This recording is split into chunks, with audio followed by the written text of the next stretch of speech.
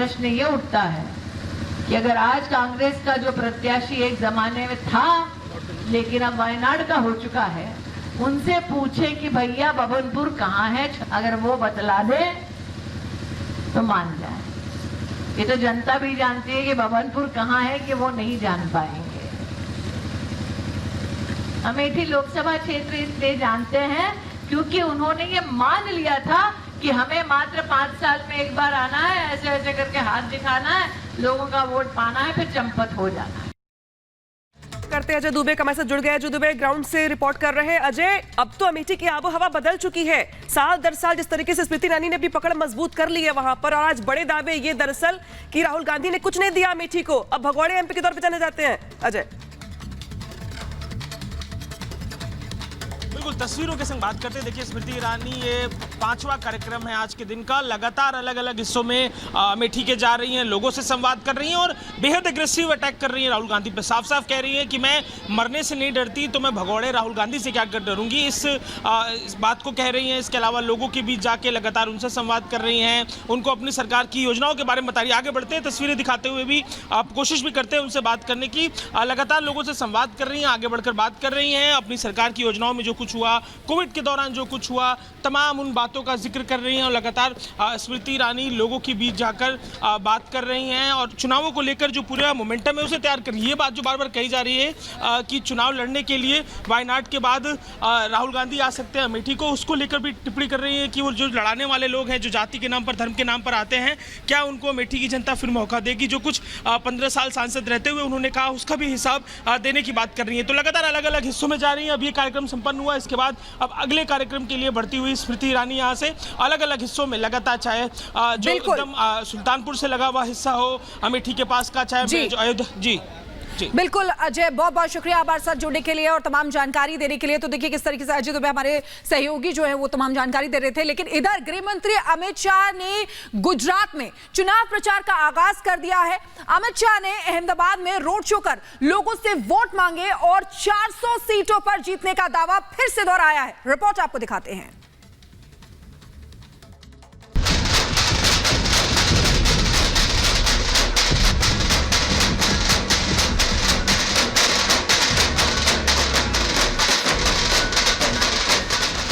नगाड़ों की था, कार्यकर्ताओं का जोश, अमित शाह की हुंकार। 400 पार कर रहा मते। अब की बार 400 पार, 400 पार की ओर कर रहा है। केंद्रीय गृह मंत्री और बीजेपी के दिग्गज नेता अमित शाह ने गुजरात में शक्ति प्रदर्शन किया। हजारों कार्यकर्ताओं की भीड़ के साथ शाह ने रोड शो निकाला। अमित शाह गांधीनगर से वर्तमान सांसद हैं और फिर इसी सीट से बीजेपी की उम्मीदवार भी है। शाह ने रोड शो के माध्यम से खुद के लिए लोगों से वोटों की अपील की। मैं वोटर से यही अपील करता हूं, पूरे देश में मोदी जी का साथ देने का जुनून है। मोदी जी गुजरात से हैं, गुजरात की जनता भी उनको आशीर्वाद दे। गत समय से बड़ी लीड के साथ 25 की 25 सीटें जिताएं। 400 पार की ओर कर रहा है। फिर से एक बार गुजरात में 26 की 26 सीटें भारतीय जनता पार्टी जीतने जा रही है। गांधीनगर में 5.5 लाख से ज्यादा आपने जीत का अंतर रखा था, इस बार क्या टारगेट? हम इससे भी बड़ी लीड के साथ इस बार जीतेंगे। गांधीनगर की पूरी जनता मोदी जी को तीसरी बार प्रधानमंत्री बनाने के लिए उत्साहित है। अमित शाह शुक्रवार को नामांकन दाखिल करेंगे, लेकिन उससे 24 घंटे पहले से ही शाह का प्रचार अभियान शुरू हो गया। शाह ने गुरुवार को अहमदाबाद के साणंद में रोड शो कर लोगों को बीजेपी से जोड़ने की कोशिश की। देखिए, मोदी जी जब से प्रधानमंत्री बने, नक्सलवाद पर हमने कठोर प्रहार किया है और अब नक्सलवाद पूरे देश भर में अपनी अंतिम सांसें गिन रहा है। ये बहुत बड़ी सफलता है सुरक्षा बलों की और नक्सलवाद के खिलाफ हमारी लड़ाई अंतिम चरण में आ गई। लेकिन कांग्रेस क्यों शहीद बता रही है नक्सलियों को? किस तरह की मानसिकता? उनको हमेशा 10 साल के बाद मालूम पड़ता है। शाह को देखने के लिए सड़कों के किनारे हजारों लोगों की भीड़ जमा थी। बीजेपी का दावा है कि पूरे राज्य में बीजेपी कार्यकर्ता अपने नेता को देखने और सुनने के लिए पहुंचे थे। जो मजा माचो ये गुजरात की जनता है जो सबसे पूछ रही है। भारत मोदी सरकार। ये मैं कुछ और तस्वीरें दिखाती हूँ। देखिए लगातार अमित शाह का जो रोड शो है वो आगे बढ़ रहा है और तमाम जो लोग हैं वो लगातार उनके रोड शो में जुड़ते जा रहे हैं। ये फूल आप देख रहे हैं, अमित शाह जब यहाँ पर पहुंचे तो फूलों से उनका स्वागत किया गया। रोड शो में शामिल होने के लिए बीजेपी कार्यकर्ता पारंपरिक वेशभूषा पहने नजर आए। इसके लिए वो बीजेपी के बैनर, पोस्टर और झंडे लिए हुए थे, जिनका जोश देखते ही बन रहा था। बीजेपी कार्यकर्ताओं ने दावा किया है कि मोदी को तीसरी बार प्रधानमंत्री बनाने के लिए उनका गृह राज्य गुजरात अहम योगदान देगा। भाजपा सरकार, मोदी सरकार, अब की बार मोदी सरकार, बार मोदी सरकार। आइए मैं कुछ और तस्वीरें आपको दिखाती हूँ। मेरा मोदी महान, एक बार फिर 405। जय भारत माता की जय। भारत माता की जय। भारत माता की जय। अब की बार 405।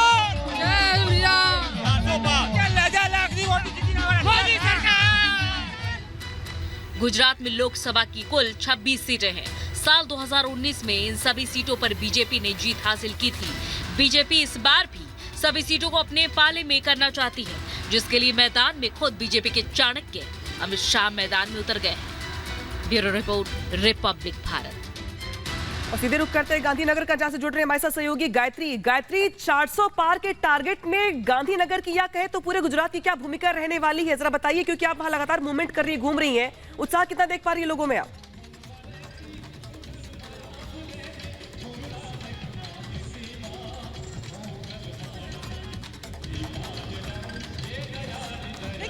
रानी में मौजूद हूँ और आप ये देख सकते हैं सरदार पटेल की मूर्ति पर सबसे पहले अमित शाह थोड़ी देर बाद यहीं पर पहुंचने वाले हैं और यहाँ से वाजिलपुर उनका जो रोड शो है वो वहाँ पर पहुंचेगा और सबसे पहले वो यहाँ पर पहुंचेंगे रानी में, सरदार पटेल को पुष्प अर्पित करेंगे और उसके बाद भी सरदार पटेल चौक पर इस वक्त मौजूद है और मैं आपको भीड़ दिखाती हूँ। देखिए पूरा अगर आप देखेंगे तो यहाँ पर खचाखच लोगों को आना शुरू हो चुका है। तमाम जो लोग हैं आसपास के वो यहाँ पर आ चुके हैं और एक बार मैं जरा पीछे दिखाऊंगी, प्रधानमंत्री मोदी का एक बड़ा सा कटआउट यहाँ पर लगाया गया है, उधर अमित शाह का लगाया गया है। लोग छतों पर खड़े होकर अभी इंतजार कर रहे हैं अमित शाह, क्योंकि यहाँ पर पहुंचेंगे और सीधे वाजिलपुर जाएंगे और वहां पर ये रोड शो खत्म होगा और उसके बाद एक जनसभा को भी संबोधित करेंगे। तकरीबन 10 से 12 किलोमीटर का ये रोड शो होने वाला है।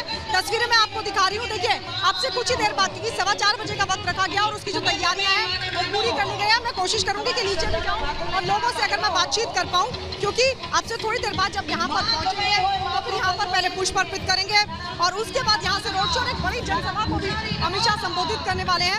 लोग यहाँ पर आए हुए हैं, हम उनसे बातचीत करते हैं। आप लोग कहाँ से आए हुए हैं?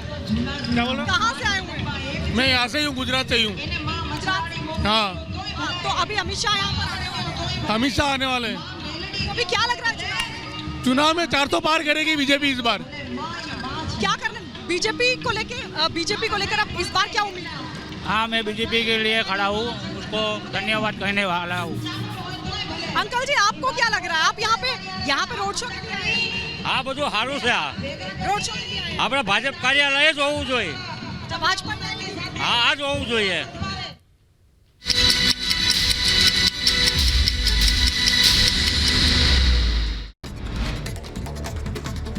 राज कुंद्रा पर ईडी का बड़ा एक्शन। ईडी ने मनी लॉन्ड्रिंग एक्ट के तहत राज कुंद्रा की 97 करोड़ की संपत्ति अटैच की।